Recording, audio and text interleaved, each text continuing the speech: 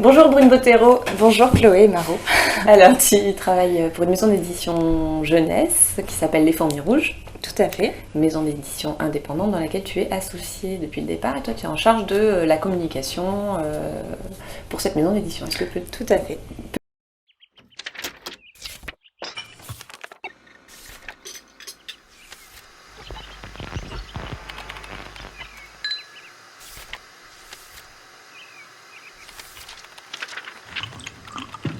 Peux-tu nous donner l'idée de départ, pourquoi cette maison d'édition jeunesse a été créée, sachant qu'il y en a déjà plein qui existent.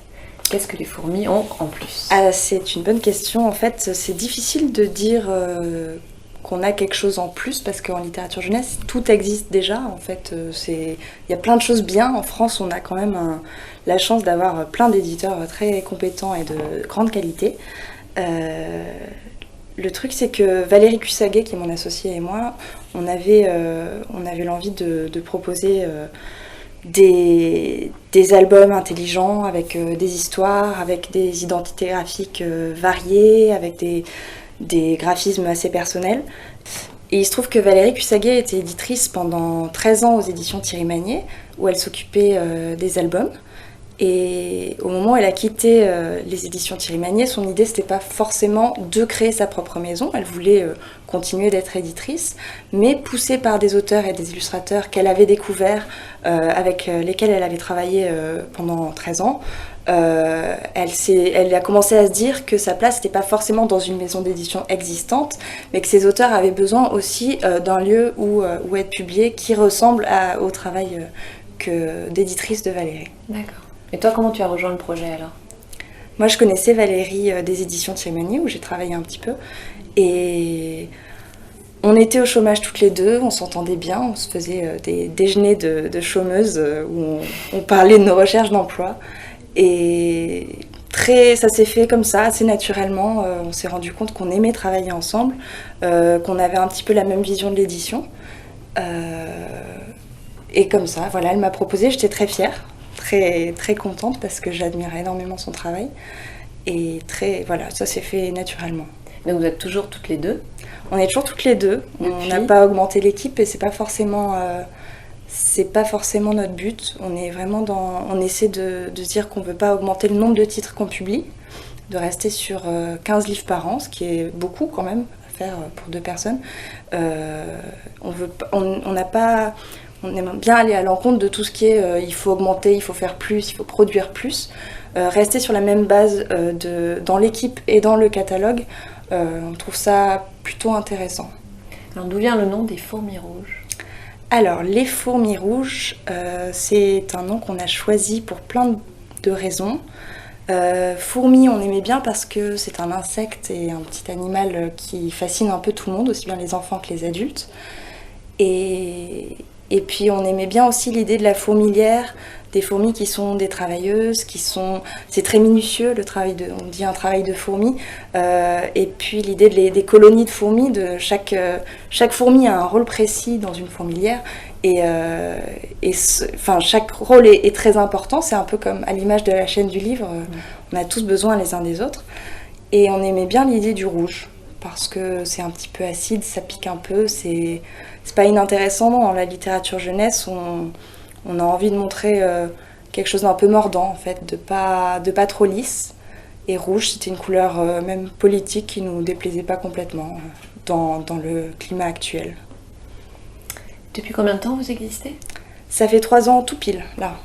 Et ça fonctionne de mieux en mieux? On a eu un très grand soutien dès le début des libraires. Et plus largement des prescripteurs, donc des collectivités, des bibliothèques, des écoles. Donc oui, ça continue assez bien. C'est pas facile, il y a un équilibre économique toujours un petit peu précaire qu'il faut maintenir, mais on a une grande liberté, l'indépendance, et on est plutôt heureuse. Ouais. Vous avez dans votre catalogue des auteurs, illustrateurs qui sont déjà très connus. Vous avez aussi des jeunes auteurs, des jeunes illustrateurs pour lesquels c'est un premier livre qui paraît chez vous. Par exemple, Lionel Serre qui vient de sortir Nip et Nimp. Donc lui, c'est son premier album. C'est son premier... Enfin, il a fait une bande dessinée en fait, Mais c'est son premier album en tant qu'auteur et illustrateur. Et voilà, donc pour le coup, là, c'était un premier album. Vous avez Frédéric Maret chez vous qui lui est déjà beaucoup plus connu. Ouais, plus installé. Voilà, et qui bien sûr a des albums magnifiques chez vous, parce qu'il y a vraiment, dans votre ligne éditoriale, il y a quand même un grand soin qui est apporté aussi bien au texte qu'à l'illustration. Et du coup, ce sont toujours des objets, alors parfois un peu déroutants. Je ne sais pas si on a un exemple ici. J'ai pas pris les plus déroutants en termes de fabrication. En termes de fabrication, non, mais par exemple, on peut citer le voyage. Ah oui, les aventures improbables de Peter et Herman, voilà, merci, que je n'ai pas là, mais qui est un objet assez un livre en format à l'italienne qui s'ouvre par le haut. C'est vrai qu'un soin est porté à chaque objet en fonction de ce qu'on veut raconter, de ce que l'auteur veut faire passer. Donc on n'a pas de collection type avec des formats types, chaque livre est différent. Et puis ça se note aussi dans l'utilisation des papiers, des encres, des techniques d'impression. On essaie de varier pour que ça ressemble à chaque fois au projet initial de l'auteur. Oui, s'il doit y avoir un fil conducteur, c'est le soin qui est apporté à chaque livre, dans toutes ses dimensions, que ce soit la fabrication, le texte, l'illustration. C'est ce qu'on essaie. Et c'est vrai qu'on a des choses graphiquement qui sont très différentes entre un Frédéric Maret qui fait des aplats de couleurs avec très peu de couleurs et des encres très vives, ou alors quelque chose qui est plus de l'ordre du dessin, proche de la bande dessinée, comme le travail de Sébastien Morin. Il y a un monde, et en même temps, il y a une cohérence aussi quand on voit nos tables sur les salons. Moi, je trouve que quelque chose se dégage. On est dans le respect à chaque fois de l'identité graphique de l'auteur. Moi je me dis qu'on peut peut-être regarder quelques-unes des nouveautés qu'on peut découvrir chez les films. Avec plaisir. Et puis peut-être si tu veux aussi... en nouveauté, je peux vous parler un peu de Nip et Nimp rapidement. Donc La journée de Nip et Nimp, qui est un livre de Lionel Serre, on vient de le dire. C'est un livre qui parle d'un personnage qui s'appelle Nip et de son voisin qui s'appelle Nimp. Et Nip fait tout comme il faut, comme prendre son petit déjeuner, alors que Nimp fait tout n'importe comment, donc il prend sa douche à la manière du petit déjeuner. Donc c'est un livre en fait qui aborde, qui est très drôle déjà, qui parle du quotidien, de petites choses toutes simples du quotidien, et il y a un vrai jeu de décalage sur le texte, avec des expressions connues comme sortir le chien et sortir la poubelle. Donc on voit Nip qui sort le chien avec sa laisse et Nimp qui sort sa poubelle en la traînant comme un chien. Ça fait beaucoup rire les enfants. C'est un livre c'est ce qu'on appelle, nous, au Fourmi Rouge, on appelle ça les livres à tiroir. Enfin, peut-être pas que au Fourmi Rouge d'ailleurs. C'est des livres qui peuvent être lus de manière différente, à différents degrés et à différents âges aussi. Donc un enfant à partir de 2 ans va pouvoir complètement comprendre que c'est drôle quelqu'un qui tire une poubelle par une laisse. Et un adulte va pouvoir, ou un enfant un peu plus âgé, va pouvoir s'amuser du déplacement sémantique et du jeu sur les expressions. Donc c'est là l'intelligence de ce livre, de faire l'humour avec des choses qu'on peut comprendre à différents âges. Non, ça c'est un livre drôle. Dans les livres drôles et un peu décalé, il y a aussi Panique au village des crottes de nez. Celui-là, fallait oser le sortir quand même. Fallait déjà oser l'écrire, fallait oser l'éditer. Moi, personnellement, il me fait hurler de rire. Les enfants à qui j'ai pu le raconter aussi. Il y a d'autres adultes que ça dérange un peu. Mais oui, voilà, il laisse personne indifférent en tout cas. Il laisse personne indifférent. Valérie aime bien dire qu'elle fait des livres intelligents qui ont du sens, qui parlent de sujets parfois graves avec un peu de légèreté. Ça, c'est un peu l'exception. C'est pas un sujet grave. Il y a quand même un enlèvement de crotte de nez. Il y a un enlèvement de crotte de nez, mais voilà, c'est quand même, tout est dans le plaisir de la lecture et dans le côté complètement loufoque d'une histoire qui n'a ni queue ni tête. Et ça fait du bien aussi de publier des livres comme ça qui font rigoler, en fait, tout simplement. Peut-être regarder le graphisme et aussi. Et puis graphiquement, il y a des choses... Il y a un univers qui fait complètement penser au Barbapapa ou au Moumine, côté un peu 70s comme ça, avec des crottes de nez qui sont des personnages complètement adorables. On voit leurs petites fesses qui se déhanchent comme ça. C'est du grand n'importe quoi. Et c'est très drôle. Et graphiquement, ces auteurs sont j'ose pas prononcer leur nom parce que c'est Mzrik et Morisseau, donc c'est un petit peu difficile à prononcer. Ils sont à la pointe en fait d'un graphisme et ils ont un univers qui est très étonnant et très très beau. Donc voilà, on est dans un objet complètement délirant, limite un peu crétin, mais très soigné aussi avec un graphisme très novateur.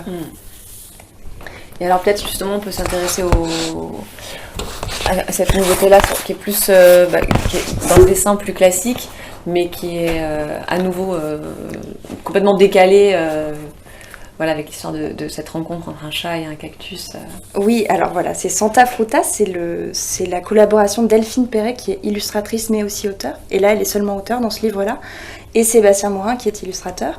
Et voilà, c'est l'histoire d'un cactus et d'un chat qui deviennent amis. Et c'est très très joli. On a toute la finesse du texte de Delphine Perret. Delphine Perret est vraiment une raconteuse d'histoire. Elle est très forte pour raconter les petites choses avec beaucoup de talent. Et c'est l'histoire d'un chat qui vit avec ses propriétaires qui sont très très speed et qui aiment juste bouger tout le temps et faire des voyages et ne jamais s'arrêter, qui font beaucoup de sport et qui rêveraient d'avoir un gros chat doudou auquel faire des câlins et qui pourrait poser sur des photos. Mais ce chat-là est tout maigre et son rêve c'est juste de rester tout le temps allongé sous le radiateur. Évidemment, il n'est pas heureux avec ses propriétaires. Et en parallèle, on voit un cactus qui vit tout seul dans le désert et qui est juste là. Et un jour, après avoir amené leur chat chez un psychologue pour chats, qu'on voit sur cette belle double page, les propriétaires décident de l'amener avec eux dans leur voyage pour qu'il devienne un petit peu plus actif, un petit peu moins un chat tout maigre étalé sous un radiateur. Et là, le chat commence à vivre une période de sa vie très très difficile où il est dans des hôtels chics, où il prend l'avion, il prend des taxis, il a horreur de ça, il rêve de son radiateur. Jusqu'au jour où dans un trek dans le désert, il croise le chemin de ce cactus. Et là, on voit ces propriétaires qui prennent absolument tout en photo tout le temps. Donc là, on a une petite critique aussi de certaines habitudes actuelles. Et donc le maître du chat finit par se piquer les fesses sur le cactus. Et le chat, à ce moment-là, se met à rire. Et le cactus en fut étonné, les humains en furent étonnés, le chat lui-même en fut étonné. Donc le chat descend du 4x4 du trek et finit par se rendre compte que c'est là sa place, auprès d'un cactus au milieu du désert. Et les propriétaires, eux aussi, comprennent. Et ce livre, il est important parce qu'en même temps, parce qu'il parle de quelque chose qui est très important pour Delphine Perret, qui est l'importance de s'arrêter un petit peu, de contempler les choses, de vivre intensément les petites choses toutes simples. Et à l'heure où les enfants ont tout un tas d'activités et sont tout le temps sollicités, c'est important aussi de se rappeler que parfois on a envie d'être aplati sous un radiateur ou juste assis à côté d'un cactus et que c'est très bien. D'accord. Eh ben, merci beaucoup. Moi, je vous conseille d'aller voir l'ensemble de la collection des Fourmis Rouges parce que honnêtement, c'est vraiment une très bonne maison. Donc, on trouve vraiment beaucoup de pépites. Penchez-vous dessus et vous serez surpris, je pense. Merci beaucoup, Brune. Merci, Bottero. Chloé.